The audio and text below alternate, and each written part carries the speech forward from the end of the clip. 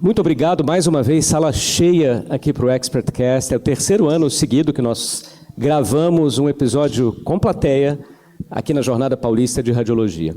Meu nome é Gustavo Meirelles, eu sou apresentador do ExpertCast. O podcast completou 3 anos, agora recentemente. Nós estamos em todas as plataformas de vídeo, áudio, você vai encontrar no nosso site www.expertcast.com.br. Já são 3 anos, 150 episódios, mais de 150 entrevistados e entrevistadas, inclusive os 2 que estão aqui já são veteranos de ExpertCast. Giovanni esteve recentemente comigo, falando sobre o futuro da carreira médica. Eu deixo aqui o convite para que vocês assistam, ouçam esses 2 episódios excelentes a respeito do tema. E a Cláudia foi uma das primeiras. No primeiro ano de programa, a gente falou sobre inteligência artificial e foi uma dupla diferente. A Cláudia como médica, falando de uma visão mais técnica, e o Antônio Prata, escritor, falando. Eu brinquei com o Antônio até que ele seria o Harari ali do dia, porque ele completamente leigo no tema, mas falando de uma visão de um escritor, de um colunista da Folha de São Paulo, e a visão leiga a respeito da inteligência artificial. Bem, a gente está começando aqui um episódio sobre um tema que domina os nossos dia a dias, né? Todo mundo já está usando bastante inteligência artificial na prática, e a nossa especialidade, a radiologia, foi talvez uma das primeiras especialidades médicas com o uso da inteligência artificial. Nós fomos decretados extintos, né, Giovanni? Em 2016, o Geoffrey Hinton disse que treinar radiologia já não fazia mais sentido. Para aqueles que assistiam o desenho do Papaléguas, nós éramos o coiote à beira do precipício e que em 5 anos não haveria mais radiologistas. Já se passaram 10, todo mundo recebe o meme, né, nos grupos de WhatsApp, que era lá a previsão que os radiologistas iam acabar, que os carros iam ser voadores, e aí tem lá um monte de carro engarrafado, são os radiologistas indo trabalhar. A gente vai falar desse tema hoje, como estão faltando radiologistas em vários lugares, como que a inteligência artificial tem transformado a saúde, especificamente a nossa especialidade. Antes de eu convidar o Giovanni e a Cláudia aqui formalmente, me apresentando rapidamente, eu sou médico radiologista, sou vice-presidente médico de Relações Institucionais da AFIA e sou fundador da Comunidade de Inovação em Saúde. Nossos grupos são abertos para quem tiver interesse, www.inovaçãosaude.com. Aqui eu vejo vários embaixadores, embaixadoras, apoiadores da comunidade, já temos mais de 15 mil participantes. Eu quero apresentar os 2 aqui primeiro, e a gente vai começar com perguntas e respostas, e vamos abrir depois para vocês fazerem também perguntas. Vou começar apresentando a Cláudia. Nós já nos conhecemos há muitos anos, trabalhamos juntos no Grupo Fleury, onde a Cláudia é médica master no setor de neuroradiologia.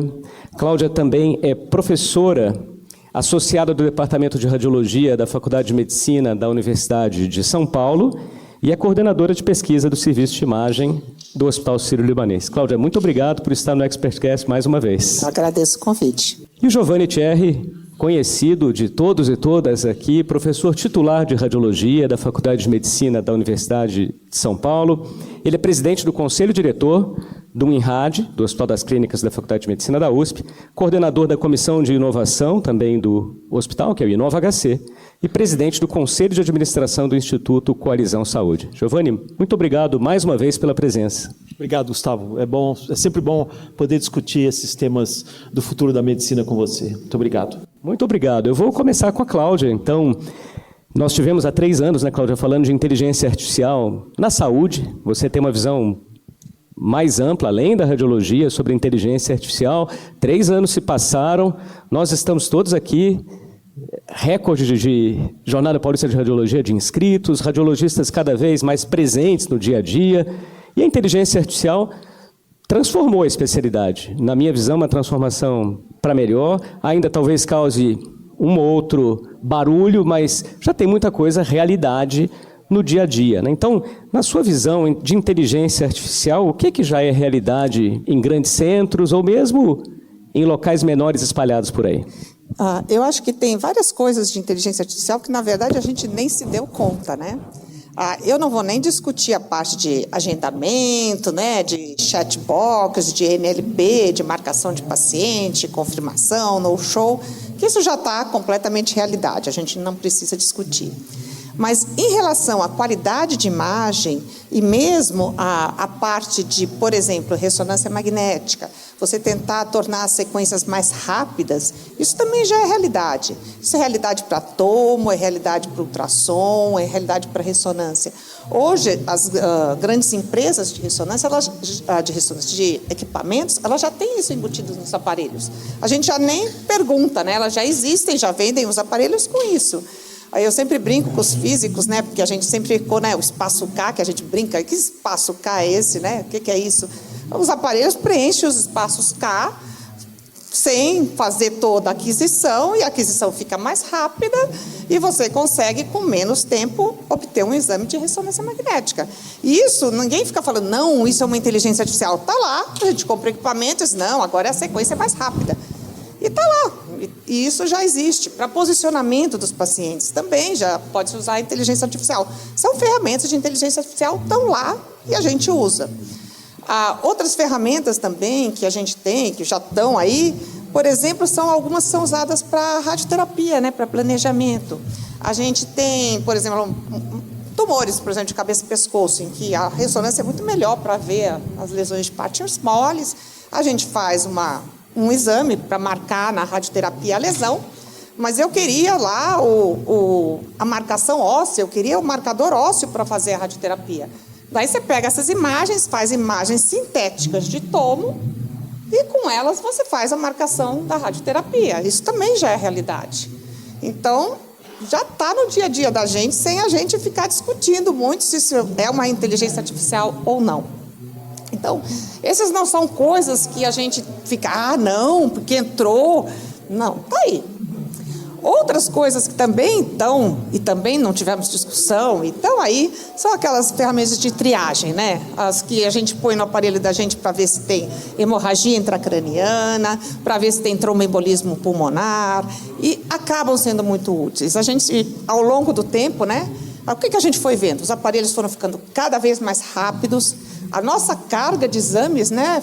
Cada vez mais exames para a gente laudar, a gente não dá conta de ficar vendo todos os exames que estão acontecendo, os nossos técnicos, biomédicos, nem sempre têm aquela experiência para olhar o exame antes e conseguir dizer, não, doutor, vem olhar aqui que tem alguma coisa estranha, e a inteligência artificial vai dizer, olha, aqui tem uma atenuação, essa atenuação é de sangue, então, por favor, olha esse exame, está na prioridade, porque se for sangue, tem que fazer alguma coisa, e põe o exame na prioridade, também já está no nosso dia a dia. E ninguém está reclamando por isso, pelo contrário, é uma grande ferramenta para auxílio. Então, até aí também a gente não tem nenhum tipo de problema. E ninguém achou ruim, uma grande ajuda. Outra coisa que a gente tem também, tem usado, eu falo mais da neuro, né, que é a minha área, é, por exemplo, as ferramentas que a gente tem para ver volumetria, né, do sistema nervoso central. Para ver ventrículo, o tamanho do cérebro, principalmente o tamanho do hipocampo. E no começo a gente fica, mas como é que vai fazer a comparação? Mas acaba usando, né? Por exemplo, as grandes bases de dados que a gente tem do ADNI, e mesmo que você compare e diga, não, hoje a gente compara com essa base de dados, que é uma população não é brasileira, longitudinalmente você pode ver este paciente como ele está indo, se o hipocampo dele está diminuindo ou não, e você acaba tendo o valor clínico disso. Também está sendo usado na clínica, tem utilidade, e a gente aceitou isso muito bem. Também não tem nenhum tipo de resistência em relação a isso. E menos utilizado, mas também está sendo utilizado, outras ferramentas que podem, por exemplo, contar o número de lesões de esclerose múltipla. Vai lá, conta, faz a quantificação de lesões de esclerose múltipla e marca quais são as lesões novas. Ou ferramentas que vão, por exemplo, num raio-x e mostram aqueles heat maps onde tem lesão. Isso a gente não teve nenhum problema. O que causa mais resistência, que é como radiologistas a gente se sente mais incomodado, é quando começa a ter mais a parte de laudos, né? Quando você pega uma inteligência artificial para fazer um laudo de uma fratura óssea, ou no raio-x, ou pega uma tomografia para fazer um laudo de tomografia, de pneumonia. Mas, por outro lado, todos nós sabemos que estamos super sobrecarregados e que a gente não consegue dar conta de todos os raios-x, todas as tomos E acaba tendo vários serviços que já estão usando inteligência artificial para fazer diagnóstico de fratura óssea com inteligência artificial, ou pneumonia no pronto-socorro com inteligência artificial. Então, já é parte do nosso dia a dia e tem sido útil. Excelente, Cláudia. Você trouxe aqui diversos exemplos da utilização da inteligência artificial já no dia a dia. A gente esquece muitas vezes, fica pensando na inteligência artificial só na camada do laudo ou na camada de avaliação de imagens, e tem diversas outras onde ela já se faz presente e nos auxilia como radiologistas. Eu vou passar para o Giovanni agora, porque você tem, Giovanni, uma carreira trilhada por inovações. E o Instituto de Radiologia do Hospital das Clínicas da Faculdade de Medicina da USP é brilhante. Para quem não conhece, merece uma visita, porque vocês foram construindo ao longo de anos diversas inovações na medicina como um todo. E agora você vive a nova era com a inteligência artificial.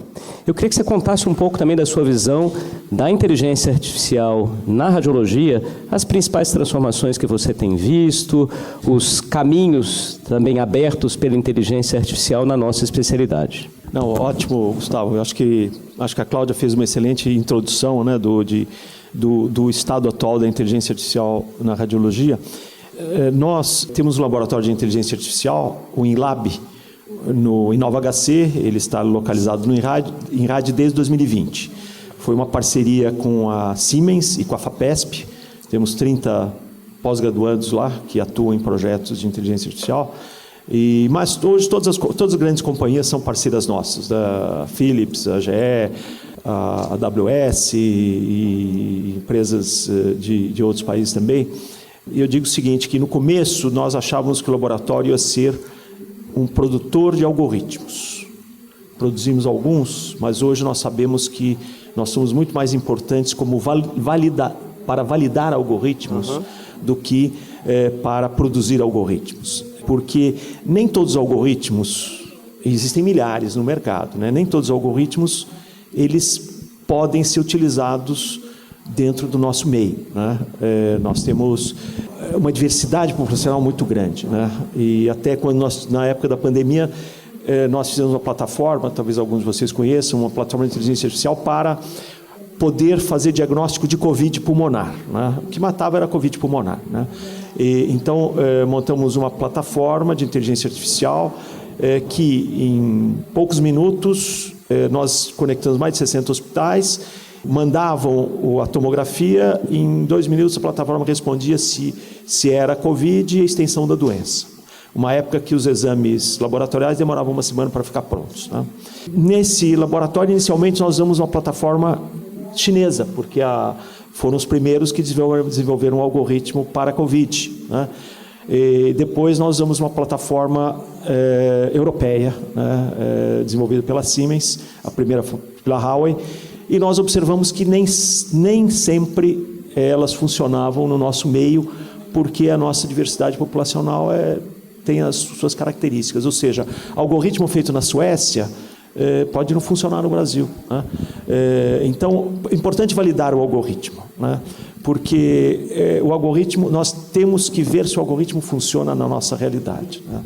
Então, acho que esse é um alerta importante. O algoritmo não é uma coisa que não é um bem que a gente põe e põe para funcionar. Nós temos que saber se ele é adequado para o nosso meio, para o nosso hospital.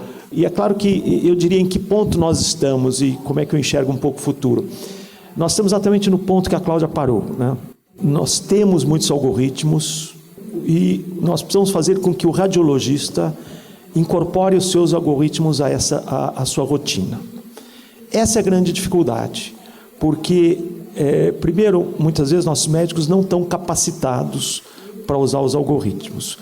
Muitas vezes é um processo trabalhoso porque o algoritmo não está incorporado no PACS, né? E precisamos que os algoritmos incorporados sejam algoritmos validados.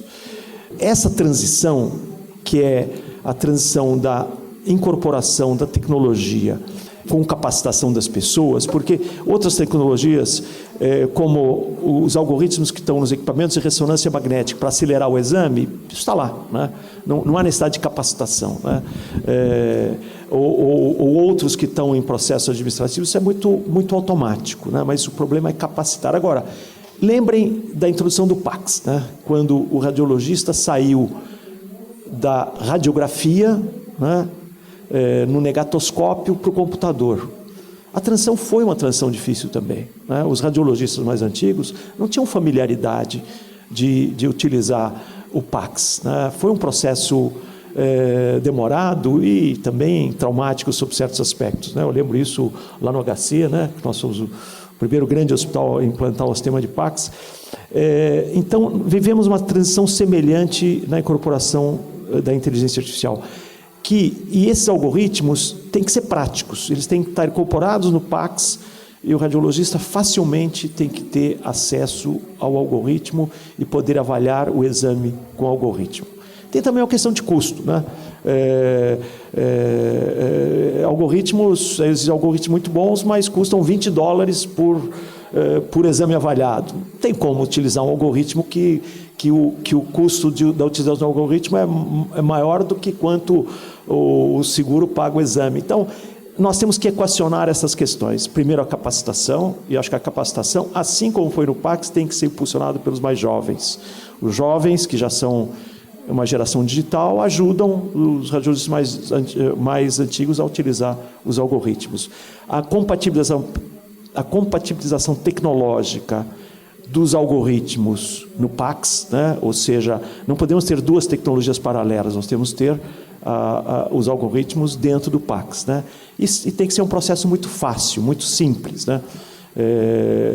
O algoritmo pode ajudar a fazer um pré-laudo, faz as medidas, aponta regiões suspeitas, mas uma parte é automação de alguns pontos do processo. Outra coisa diferente é a automação do laudo. O laudo continua sendo responsabilidade do médico.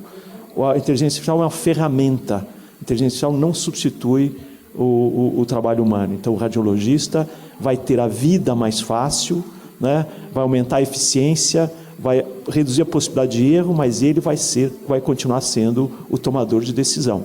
Ele vai ver se aquilo que o algoritmo está apontando tem que ser incorporado no laudo ou não, né? Então, acho que isso é muito importante.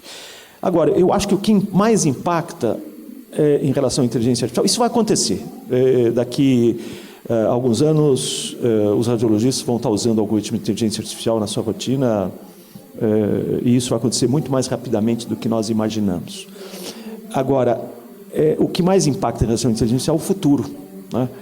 Porque hoje o radiologista ele é um avaliador, né, da anatomia dos exames. Claro, nós temos também métodos funcionais, né? Temos a ressonância funcional, etc. Mas, basicamente, o radiologista é uma pessoa que avalia as informações anatômicas. Isso vai mudar radicalmente, né? Com a radiômica e com a inteligência artificial, a radiologia vai ser baseada muito nos dados que o olho humano não vê. É a radiologia que o olho não vê, né? Porque naquela imagem, né, que o radiologista vê como um nódulo, existem milhares de informações de dados que são muito ricas, mas que hoje o olho humano não permite avaliar esses dados. Com a inteligência artificial, esses dados na radiômica são avaliados e têm um importante valor preditivo, né? Então, no futuro, o radiologista vai atuar muito nessa avaliação dos dados que estão por trás do que o olho enxerga, né? E a radiômica vai ser a grande transformação da radiologia no futuro, né? Os trabalhos iniciais em radiômica mostram que, por exemplo, é possível prever, né, a existência de um tumor de pâncreas anos antes do que ele apareça na imagem, no olho para o radiologista. Então, isso é muito interessante. Isso só vai ser possível por causa da inteligência artificial. Então, a radiologia vai mudar, mas o radiologista vai continuar sendo, né, o decisor, né, e a pessoa que vai filtrar a informação, né? Mas é muito interessante nós enxergarmos, né, a evolução da inteligência artificial junto com a radiologia, nessa transformação da radiologia anatômica para a radiologia de dados, né? A transformação da anatomia para o estudo de dados através da inteligência artificial. e a evolução da radiologia para a radiômica e radiogenômica.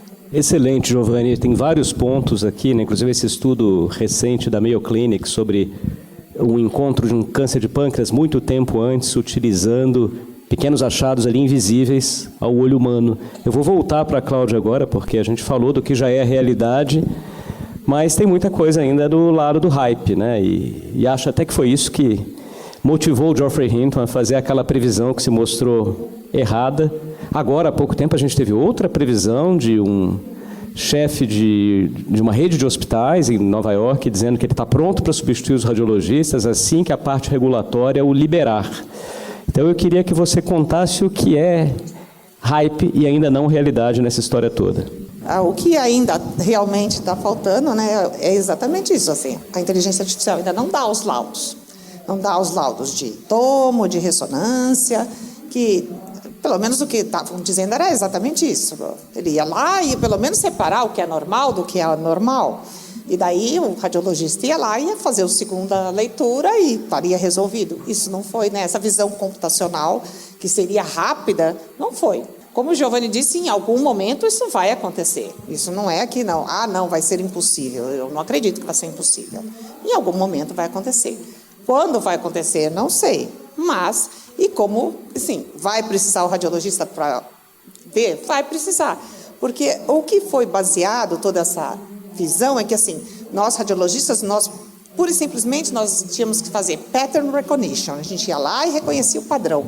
Mas não é só isso, né? A gente tem uma interpretação da história do paciente e os padrões têm doenças raras, tem coisas mais sutis do que só encontrar o padrão. Então, não é tão simples como só reconhecer um padrão. E é por isso que precisa do ser humano ali. Então, isso não foi como a gente esperava. Vai ter? Eu acredito que vai ter. Quanto tempo vai demorar? Não sei, mas em algum momento vai ter. Acho que esse é o nosso principal gap. É difícil, muitas vezes, a gente conseguir implementar isso que está na teoria ou em pesquisa na vida real, né? Eu vou devolver para o Giovanni agora, ali à frente de um grande instituto de radiologia, no Hospital das Clínicas da Faculdade de Medicina da USP. Como é que tem sido feita essa implementação de inteligência artificial na radiologia na prática, né? Porque você mesmo disse aqui, eu tive o prazer de participar desse projeto do RadVid-19, eu me lembro que ele foi além do Brasil até, teve um médico peruano uma época, puxa, mas vocês desligaram, estava tão bom, eu estava tendo todos os meus laudos aqui, ajudou muita gente, 25 mil tomografias, e o que você colocou, né, empresas até então concorrentes que se uniram em torno de uma causa, e foi um belíssimo trabalho. Agora, como tem sido essa implementação na prática dos algoritmos de inteligência artificial, de soluções para acelerar a ressonância magnética? Se você puder contar um pouquinho mais para a gente também, seria ótimo. Eu diria, vamos tirar o radiologista usando o algoritmo de inteligência artificial, mas em toda essa parte operacional e de equipamentos, já estão incorporados, né? Eu cito um exemplo. Foi desenvolvido um algoritmo dentro do INRAD para fazer escala de técnicos e biomédicos. Essa escala era feita, bom, vocês imaginam que nós temos 16 ressonâncias magnéticas, né? Temos dezenas de tomógrafos, quer dizer, imagina a complexidade que é você fazer uma escala para radiologia, mamografia. Eram 3 pessoas que se reuniam por 2 dias para fazer a escala do mês. Esse algoritmo, ele faz a escala em 15 minutos. Né? Então, veja, os aparelhos hoje de ressonância já têm um acelerador, né? Você nem percebe. O paciente também não percebe, porque o paciente que ficava 40 minutos na máquina, ele entra na máquina, faz o exame em 15 minutos, mas ele não lembrava que fazia o exame em 40 minutos. Quer dizer, essa incorporação da inteligência artificial muitas vezes é invisível. Um século atrás nós vimos como a tecnologia mudou o mundo. Mas nós que vivemos no dia a dia, e um dia depois do outro, nós não percebemos, nós precisamos pensar, né? Quanto o celular mudou a nossa vida, quanto o computador mudou a nossa vida. Então, essas aplicações da inteligência artificial já estão muito presentes no dia a dia do Instituto de Radiologia.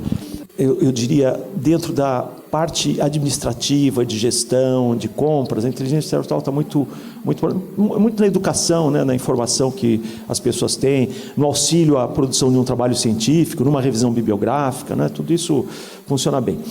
O problema é justamente fazer essa transição para o médico usar o algoritmo no dia a dia. Né? Então, qual que é a nossa estratégia, como nós pensamos? Nós hoje assinamos aqui essa jornada, temos aqui um acordo com a United Imaging, que tem uma empresa de algoritmo de inteligência artificial, que nós já estamos usando no HC, e estamos fechando uma negociação com a Rapid AI, que também tem uma plataforma que é compatível com o PAX, né? Então, e a ideia é ir introduzindo os algoritmos já vinculados ao PAX, né? Integrar a plataforma do PAX com algoritmos que nós selecionemos e consideramos adequados para os nossos radiologistas. Fazer um centro de capacitação para radiologistas, para os residentes de radiologia, para radiologistas mais jovens, que vão ser introduzidos ao uso desses algoritmos, e eles passem esses algoritmos para os radiologistas mais velhos, né? Nós achamos que justamente os radiologistas mais jovens, eles vão absorver com mais facilidade a utilização dessas tecnologias.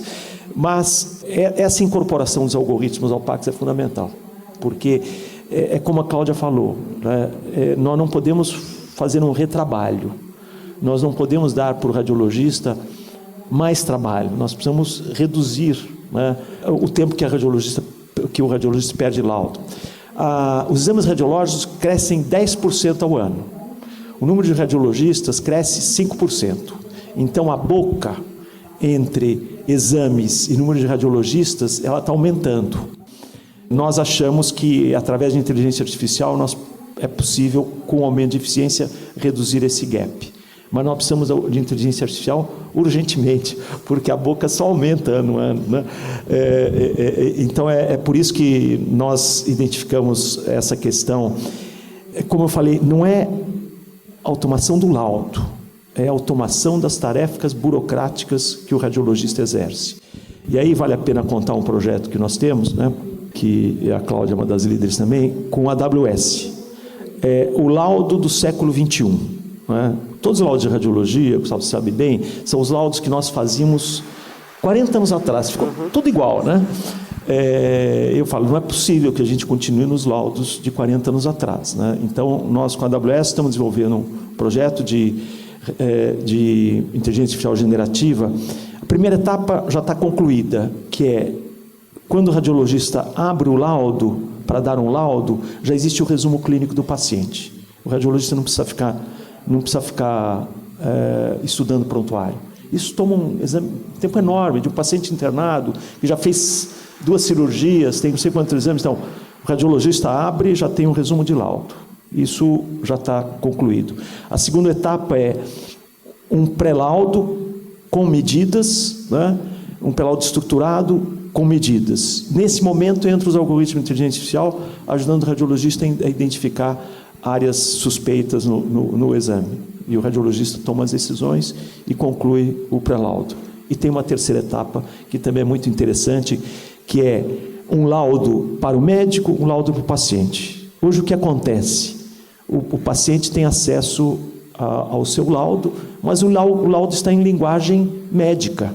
O laudo não é feito para o paciente. Então, nós achamos que o laudo também tem que ter 2 linguagens. Uma linguagem para o médico, uma linguagem para o paciente.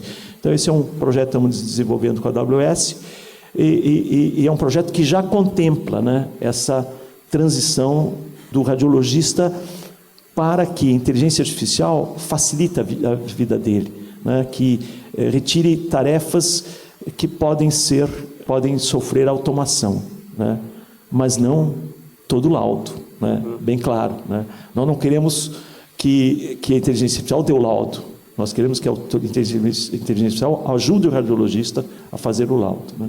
Eu estava lendo hoje de manhã, até mandei nos grupos da comunidade de inovação em saúde, um artigo que foi publicado essa semana, mostrando que 49% do tempo de um médico, e aí na radiologia isso não é diferente, é gasto, eu estou até usando o verbo gastar, né, porque ele é gasto com atividades administrativas que não tem nada a ver com a atividade médica.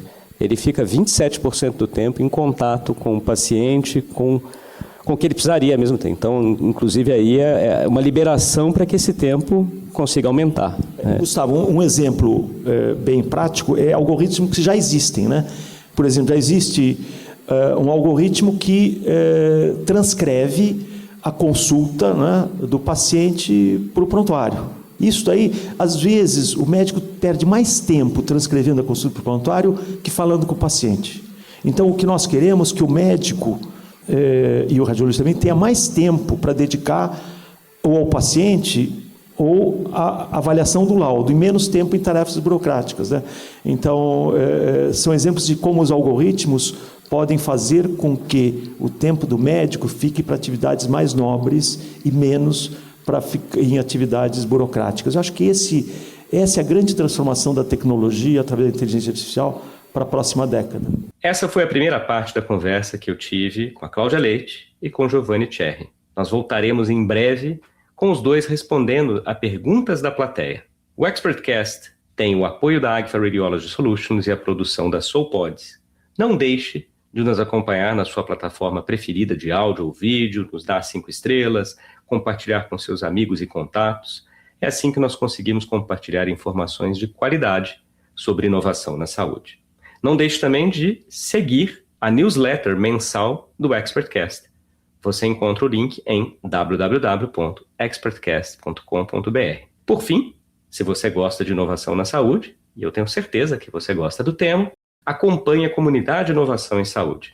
Nossos links são gratuitos e abertos a todos. Você vai encontrá-los em www.inovaçãoemsaude.com. Nós já somos mais de 14 mil participantes. Muito obrigado pela companhia e até o próximo episódio.